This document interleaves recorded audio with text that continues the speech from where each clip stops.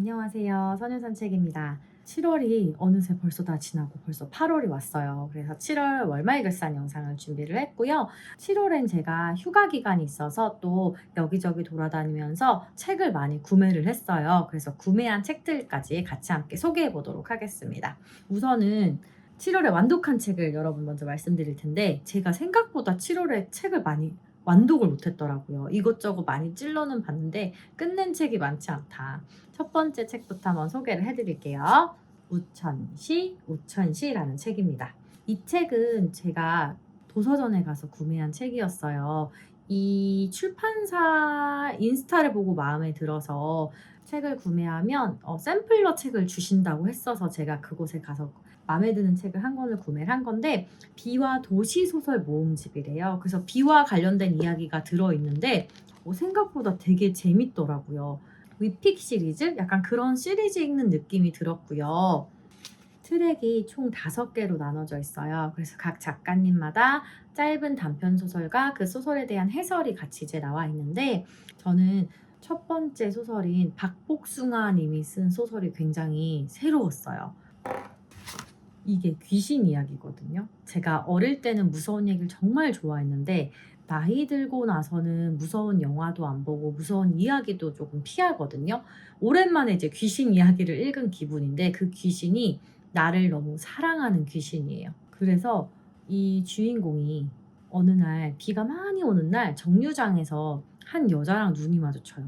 근데 그 여자가 자기를 보고 씩 웃길래 자신도 모르게 그냥 같이 웃어요. 근데 그 뒤로 이 여자가 자기를 따라옵니다. 네, 역시 그녀는 사람이 아니고 귀신이었어요. 그래서 그 귀신과 함께 동거를 하게 되는데, 너무나 새로웠던 설정이 이 귀신이 습해요, 굉장히.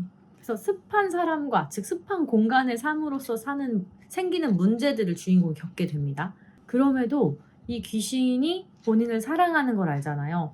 거기서 받는 위로 때문에 이 귀신을 이제는 내쫓지 못하게 되는, 막 이러면서 벌어지는 이야기인데 굉장히 새롭고 재미있더라고요. 그래서 약간 이렇게 좀 신선한 소재의 이야기가 단편집으로 들어가 있어요. 제가 읽던 소설들과는 조금 달라서 굉장히 재미있게, 비가 올 때마다 장마 기간이었잖아요. 그때 하나씩 읽다 보니까 다 읽게 되었습니다. 그래서 이렇게 좀 새로운, 특히 우리 젊은 작가님들의 이야기를 읽어보는 것도 굉장히 신선하고 재밌다라는 생각이 들었고요. 그래서 첫 번째 책은 우천시였습니다. 그 다음 책은요, 바로 세문전입니다. 세문전 2권을 읽었는데요. 연인과 도련님입니다. 둘 다 엄청 얇죠. 제가 좀 이게 2개 다 앞에 조금 읽다가 뒀던 책이거든요. 그래서 끝을 좀 내고 싶어서 이 2권을 선택을 했고 하루하루 다 끝까지 읽어냈는데요. 일단 연인부터 먼저 말씀을 드리면, 프랑스 소녀와 중국 부유한 남자의 지독한 사랑 이야기라는 그 타이틀을 보고 호기심이 좀 생겼고, 이 그림이 항상 보면 좀 끌리지 않나요? 그래서 제가 이 책을 선택해서 읽기 시작했는데, 말 그대로 이 2사람의 사랑 이야기거든요. 근데 그 안에는 이 프랑스인이라는 것, 그리고 중국 남자라는 것, 그리고 나이 차이부터 시작해서, 그리고 소녀의 가정 상황 등등등 이런 것들이 얽혀서 이 둘이 되게 결핍 가득한 사랑을 합니다. 결핍과 결핍이 만나면 떨어질 수 없다, 뭐 이런 얘기를 어디서 본 것 같은데 약간 그런 느낌으로 사랑을 해요. 그래서 저는 이 이야기가 사실 별로 좋지는 않았어요. 그래서 얇지만 읽는데 오래 걸렸던 것 같습니다. 하지만 이러한 좀 지독한 사랑 얘기를 좋아하시는 분들이라면 좋아하실 수도 있을 것 같으니 한번 읽어보시면 좋을 것 같고요. 그 다음은 바로 나스메 소세키 작가님의 도련님입니다.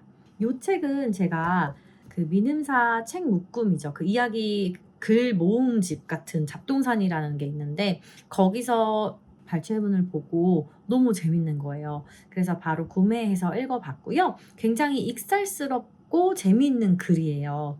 이 도련님이었어. 원래는 말 그대로 도련님이었고, 이 도련님을 정말 예뻐하는 할머니가 있었어요.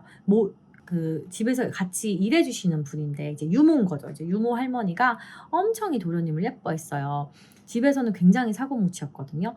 그래도 할머니는 도련님은 큰일을 하실 거예요. 도련님 나중에 크시면 저를 꼭 데려가 주셔야 돼요 하면서 엄청 잘해줬어요. 그러다 이제 부모님이 돌아가시고 형이 어느 정도 재산을 정리를 해서 내가 이만큼 가질 테니 너 이만큼 가져 했는데 이 도련님은 그래요 그럼 그만큼만 가질게요 하고 이제 헤어지게 돼요. 헤어지게 되는데 어쨌든 이 도련님이 계산을 합니다. 이 돈으로 그러면 얼만큼 공부를 하고 어떻게 살 수 있겠다 이렇게 하다가 돈이 이제 떨어져 가고 공부를 마치고 학교로 부임을 하게 됩니다. 시골 학교로 부임을 하게 되는데 그 시골 학교에서 주변에 재밌는 선생님들을 이제 만나게 돼요. 굉장히 그 재밌는 별명으로 선생님들을 부르거든요. 그래서 그 학교에 가서 주변 선생님들을 만나고 그 선생님들과 엮이고 그러면서 벌어지는 이야기가 이 소설 안에 들어 있습니다. 이 소설은 굉장히 유쾌하게 쓰여져 있어서 좋았어요. 어둡지 않고 밝은 분위기의 소설이라고 저는 생각이 들었고요. 그리고 그 도련님을 계속해서 사랑한 할머니의 유머의 마음이 계속 제 마음에 걸리더라고요. 그래서 할머니로 시작해서 할머니로 끝나는 소설이었던 것 같아요. 저한테는. 이 도련님의 익살스럽고 재밌는 환경 이런 것도 재밌었지만 그 안에 그 도련님이 그렇게 자신의 삶을 영위해 갈 수 있었던 건 그렇게 믿고 지지해주는 사람이 있어서 그런 거 아닐까라는 생각도 들었고요. 그래서 요거는 짧으니까 궁금하신 분들은 한번 읽어보시면 좋을 것 같습니다. 그 다음은요. 제가 휴가에서 읽으면 좋은 책, 휴가 때 읽으면 좋은 책으로 추천했던 두 권인데요. 유화 작가님의 인생, 그리고 김민철 작가님의 오독의 발견입니다. 책에 대한 설명은 그 영상에 올려서 아주 간단하게만 소개를 해드리면 위화 작가님의 인생은 정말 한 사람의 인생을 보여주는 이야기예요. 푸구이라는 한 노인의 이야기로 진행이 되고요. 이 노인이 어떻게 삶을 살아왔는지를 보여줍니다. 아주 간단하게만 더 설명을 드리면 굉장히 부유한 어린 시절을 보냈어요. 그래서 자기 멋대로 생활하다가 본인의 실수 때문에 집과 재산 이런 걸 다 날리게 됩니다. 그러면서 정신을 차리고 자기 가정을 위해서 살아나가려고 하는데 이때쯤 또 나라의 역사의 이런 풍파랑 만나게 돼요, 인생이. 그러면서 본인은 열심히 하려고 하지만 계속해서 가난하고 힘든 삶을 살게 됩니다. 근데 그 가운데서도 웃음이 있고 해악이 있는 그런 이야기예요. 중국 소설에 대한 선입견을 많이 깨주는 소설들이었던 것 같아요. 모yen 작가님도 그렇고 위화 작가님도 그렇고 굉장히 재미있게 가슴 아프지만 그 안에서 웃음과 희망을 놓지 않는 그런 인물들의 모습들을 볼 수 있어서 좋았던 것 같습니다. 그 다음은 오독의 발견인데요. 이 책은 작가님의 책에 대한 이야기예요. 작가님 워낙 책을 많이 읽으시고 글도 잘 쓰시기 때문에 여러 가지 책을 이 김민철 작가님의 시선으로 만나볼 수 있어서 굉장히 좋았던 책이고요. 또 챕터별로 좀 나눠 있어요. 그래서 내가 관심 있는 분야의 책들을 먼저 읽고 선택할 수 있다는 점에서 책을 아직 읽기가 어렵거나 어떤 책을 읽어야 될지 모르시는 분들이 읽으시면 더욱 좋을 것 같다는 생각이 들었습니다. 그리고 대망의 재와벌입니다. 이번에 짧은 휴가 동안 사실 거의 이 두 권의 책을 읽느라 모든 시간을 할애했다고 해도 과언이 아닌데요. 도스토옙스키 도선생님의 작품을 장편을 4대 장편이라고 하죠. 첫 번째 재와벌을 드디어 읽었습니다. 시간만 있다면 다음 작품을 계속 빨리 읽고 싶어요. 그런데 얘만 읽다 보니까 다른 책을 못 읽어서 조금 쉬었다가 다음 장편인 백치를 읽으려고 주문해 놓았습니다. 일단은 내용은 굉장히 단순해요. 이런 고전은 사실 스포라는 개념이 무색하게 대부분 줄거리는 다 알고 계시잖아요. 저 주인공 이름이 진짜 안 외워지더라고요. 자, 일단은 라스콜니코프, 로디아라고 부를게요. 이 로디아라는 사람이 범죄를 저지르게 됩니다. 굉장히 가난한 지식인이에요. 그래서 자신의 범죄를 첫 장에 보면 계속 고뇌하는 장면이 나요. 내가 정말 이런 일을 할 수 있을까? 하면서도 계속 시뮬레이션을 하고 자기가 어떻게 범죄를 저지르겠다라고 계속 계획을 합니다. 어떤 범죄를 저지를 계획을 하는 거냐면 흔히 말하는 이제 전당포죠. 전당포 주인을 살해할 계획을 해요. 노파라고 나오거든요. 그러니까 굉장한 할머니인 것 같아요. 이 할머니가 알류나 이바 노부나라는 이름을 가진 전당포 노파인데요. 이복 동생인 리자베타 이바 노부나라는 동생과 같이 살고 있고 주변의 평을 들어보면 이 할머니의 평이 굉장히 안 좋아요. 그래서 이 주인공이 어떤 생각을 하냐면 내가 저 사람을 죽이는 건 사회의 이득일 수도 있어. 내가 옳은 일을 하는 걸 거야 라는 생각으로 자꾸 자기를 세뇌시키고 범죄를 계획하게 됩니다. 그리고 그 범죄를 실제로 저는 사실 실행을 안 할 수도 있지 않을까 생각을 했거든요. 알고 있으면서도 그 내용을. 그런데 그 범죄를 진짜 실행을 해버려요.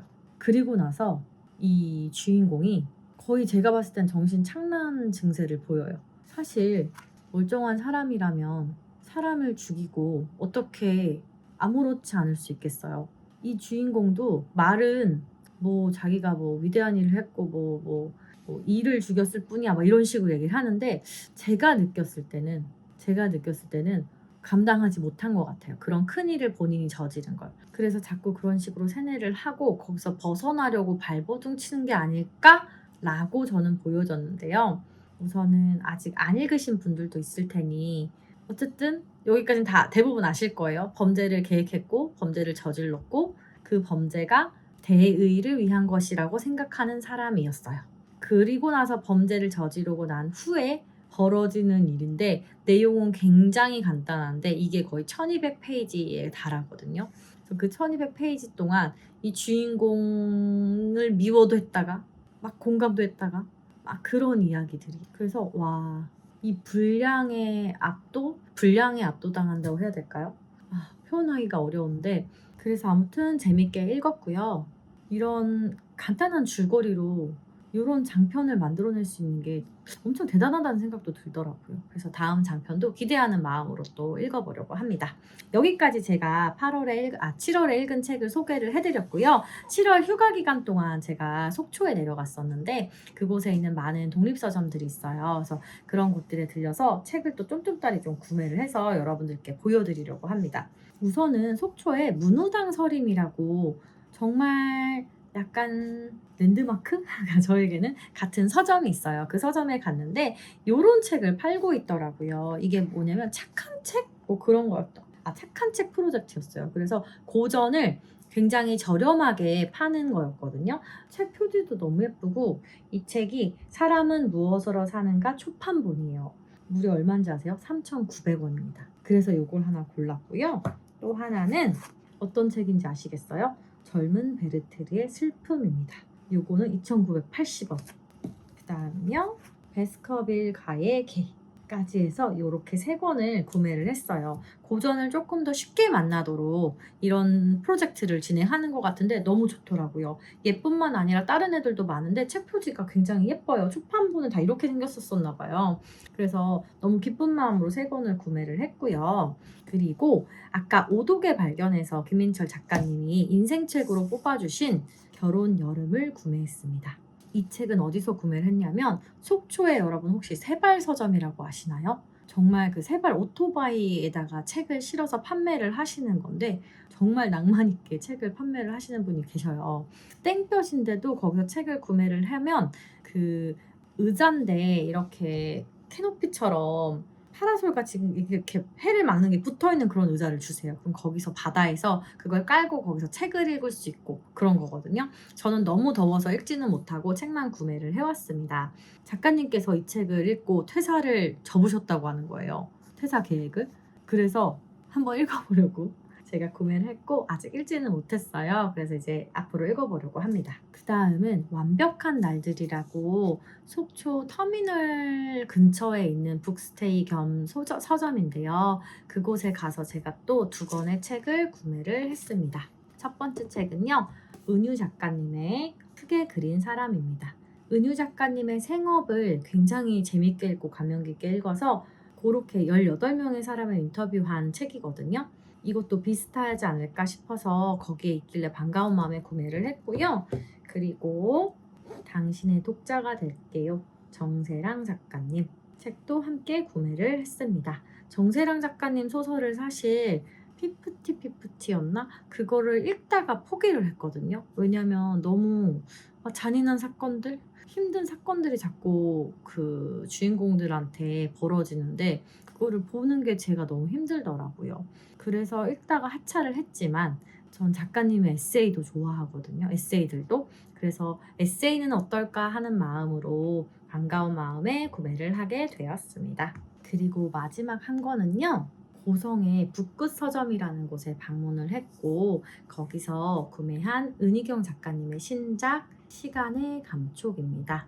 제가 은희경 작가님을 학창시절에 진짜 좋아했거든요. 근데 요즘 최근에 읽은 적은 없어요. 그래서 붓끝 서점을 구경을 하는데 작가님의 신작이 나왔다길래 이거는 운명이다. 내가 한번 읽어봐야겠다라는 생각을 가지고 이 책을 고르게 되었습니다. 그래서 총 벌써 서점에서 하나, 둘, 셋, 넷, 다여 7권의 책을 샀는데 그리고 집에 돌아왔어요. 휴가 끝나고 집에 돌아왔는데 오디세이아가 또 막 영화를 개봉했다고 하는 거예요. 근데 너무 재밌다는 거예요.